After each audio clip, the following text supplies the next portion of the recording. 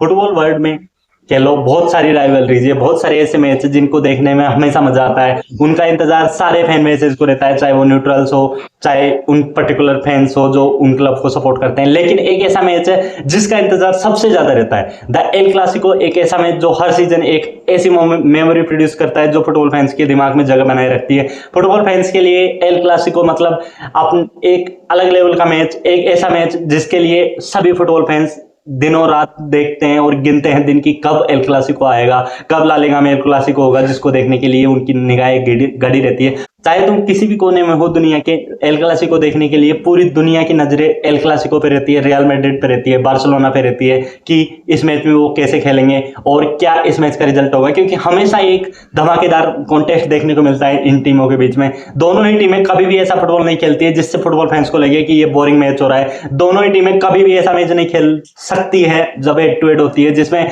हमेशा ऐसा सोच के चले जाए वो कि इस मैच को हम 1-0 की स्कोर लाइन से बचा लाएंगे। ऐसा कभी नहीं होता है। इसमें बहुत रेयरली होता है कि इसमें ऐसी टीम जो कि डिफेंसिव सेटअप में बैठ के मैच को ग्राइंड कर सकते।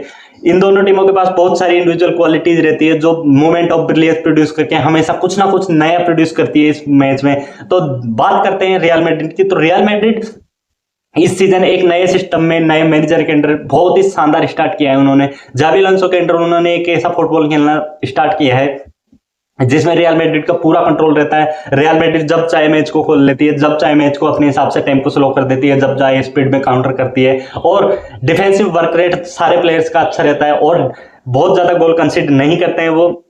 डिफेंसिव से हमेशा मेंटेन रहता है, चाहे वो अटैकिंग थर्ड में, चाहे वो अटैक कर रहे हो चाहे डिफेंस कर रहे हो। हमेशा एक ऐसा सेटअप बना दिया है जावी अलोंसो ने रियल मैड्रिड का इस सीजन, जिसमें उनकी टीम ओपन नहीं होती है। इजीली ओपन ब्रेक डाउन करना बहुत मुश्किल है क्योंकि एडर मिलिटाओ और डीन हाउसन या फिर राहुल असेंसियो जो भी खेलता है सेकंड पेयरिंग एडर मिलिटाओ के साथ, उन दोनों का गेम बहुत ही अच्छा जा रहा है अभी तक इस सीजन में। साथ ही में उनके फुल बैक्स कभी वाल्वर्डे खेल रहे हैं, कभी कारवाल इंजर्ड है तो वो नहीं खेल रहे हैं, तो वाल्वर्डे एक वर्ल्ड क्लास है।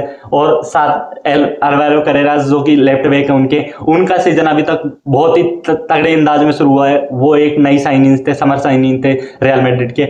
और वहीं उनकी मिडफील्ड में बहुत सारे ऑप्शंस हैं और हर मैच में हमें एक नई चीज देखने को मिलती है। कभी चुआमेनी के साथ में आर्दा गुलर बेलिंगम खेलते हैं, कभी चुआमेनी के साथ में आर्दा गुलर चुआमेनी, आर्दा गुलर और ब्राहिम डियाज खेलते हुए दिखते हैं। कभी वाल्वर्डे मिडफील्ड में आते हैं जब तक डेनी कार्वाहाल इंजर्ड नहीं थे। तो अलग अलग चीजें ट्राई करते हैं। अम्बापे को एक फिक्स रोल दिया गया है जिसमें वो मूव करते हैं लेफ्ट हैंड साइड और राइट हैंड साइड। यूजुअली वो गोल पोस्टर की भूमिका निभाते हैं, नंबर 9 की भूमिका निभाते हैं, जो डीप लाइन प्लेमेकर की तरह भी खेलते हैं, डीप लाइन फॉरवर्ड की तरह भी खेलते हैं। और एक ऐसे प्लेयर है अम्बापे जो इस टीम के फोकल पॉइंट है, इस टीम का फेस कह सकते हैं हम, जिसके थ्रू गोल स्कोर किए जा रहे हैं अभी तक। कुछ मोमेंट्स पर और प्लेयर्स भी गोल स्कोर करते हैं लेकिन सारी गोल स्कोरिंग अपॉर्चुनिटीज या फिर ऐसे कह सकते हैं goal scoring ability, goal scoring जिम्मेदारी ऐसे कह सकते हैं कि कहीं ना कहीं अम्बापे पर ज्यादा है, ये दिखता है। विनीसियस जूनियर और रोड्रिगो में स्विच होता रहता है कि कौन खेलेगा कौन नहीं खेलेगा, ये अलग डिबेट है।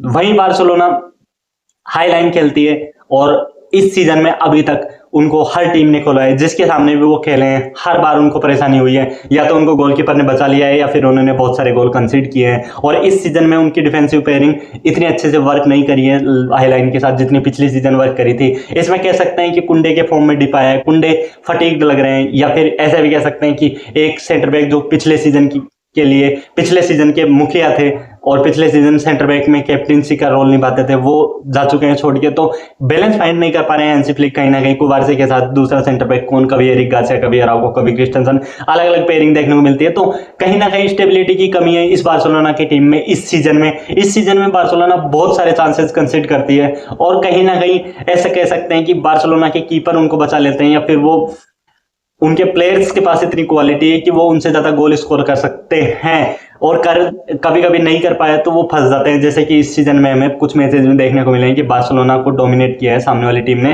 वो तो लकी थे कि सामने वाली टीम क्लिनिकल नहीं थी, इसकी वजह से बार्सिलोना मैच जीत पाई या मैच को ड्रॉ कर पाई। अन्यथा बार्सिलोना इस सीजन इतने कंफर्टेबली नहीं दिखे हैं। ये मान सकते हैं कि इस सीजन बहुत सारी इंजरीज है, जैसे राफिनिया को इंजरी है, लेवेंडोव्स्की उस फॉर्म में नहीं है जिस फॉर्म में वो पिछले सीजन थे और इंजरी के चलते बाहर भी रहे हैं अभी तक पूरे सीजन में। फ्रान टोरिस को हम कह सकते हैं कि वो मोमेंट्स पे गोल स्कोर कर सकते हैं लेकिन फ्रान टोरिस ऐसे प्लेयर नहीं है जो प्रॉपर नंबर 9 की भूमिका निभा सके। लामिन यमाल इंजर्ड रहे थे पिछले 1 महीने से, वो इन आउट ऐसी सिचुएशन बनी रही है, और गावी इंजर्ड है, फर्मिन लोपेज इंजर्ड हो चुके थे, डेनी ओल्मो इंजर्ड है, तो इंजरीज बहुत सारी है। स्कोर डेप्थ बहुत कम है बार्सिलोना के पास में, रियल मैड्रिड के मुकाबले तो बहुत ही कम है, क्योंकि रियल मैड्रिड की स्कोर डेप्थ बहुत ज्यादा है। रियल मैड्रिड के पास ऑप्शन ही ऑप्शन है, और वहीं बार्सिलोना के पास एक ऐसी स्क्वाड है जिसमें फर्स्ट टीम प्लेयर तो बहुत अच्छे हैं, लेकिन उनके बैकअप्स कहीं ना कहीं फर्स्ट टीम प्लेयर से बहुत कम लेवल के हैं, या फिर ऐसे कह सकते हैं बहुत यंग हैं, तो बहुत इमेच्योर हैं। जैसे कि लामासिया के प्लेयर्स को खिलाया जा रहा है, जैसे ड्रॉ फर्नांडिस को मौका दिया गया है पिछले मैच में चैंपियंस लीग में, टोनी फर्नांडिस को ला लीगा के एक मैच में खिलाया गया था। अब बातें चल रही है कि जेवी एस्पार्ट फोंट, जो कि बैक टू बैक मैचेस में ग्रुप ट्रेनिंग कर रहे हैं बार्सिलोना के साथ में, शायद आने वाले मैचों में उनको मौका मिले, इसको डेप्थ बढ़ जाएगी, और कुंडे का बैकअप भी बनेंगे वो, क्योंकि वो राइट बैक है, राइट बैक की तरह खेलते हैं, वैसे तो वो सेंटर मिडफील्डर है। तो बार्सिलोना के साथ में समस्या ये है कि बार्सिलोना के पास स्कोर डेप्थ नहीं है। बार्सिलोना इस सीजन एक ऐसा फुटबॉल खेल रही है, पिछले सीजन भी वो हाईलाइन ही खेलते थे, लेकिन पिछले सीजन भी वो आउट स्कोरिंग नहीं करते थे सामने वाली टीम को, कि तुम 3 स्कोर करो, हम 4 स्कोर कर देंगे, 5 स्कोर कर देंगे। लेकिन इस सीजन वो कहीं ना कहीं गोल लेकर क्लिनिकल नहीं है, वो गोल के सामने जब भी उनको मौका मिलते हैं वो चांसेस मिस कर देते हैं, और अपोनेंट उनको हर्ट करते हैं काउंटर पे, या फिर ऐसे सेटअप में बैठते हैं जिसमें एक प्लेयर को हमेशा ऑफ साइड में रख के और फ्लैंक पे अटैक करके सामने वाली टीम फ्लैंक पे बॉल स्विच करती है और अचानक बार्सिलोना खुल जाती है। तो बार्सिलोना के सामने बहुत सारी समस्याएं हैं कि वो इस मैच में एम्बापे को कैसे मार्क करेंगे, क्योंकि पिछले सीजन एम्बापे बहुत बार ऑफ साइड कोट हुए थे, और इस सीजन बार्सिलोना किसी भी टीम को, चाहे वो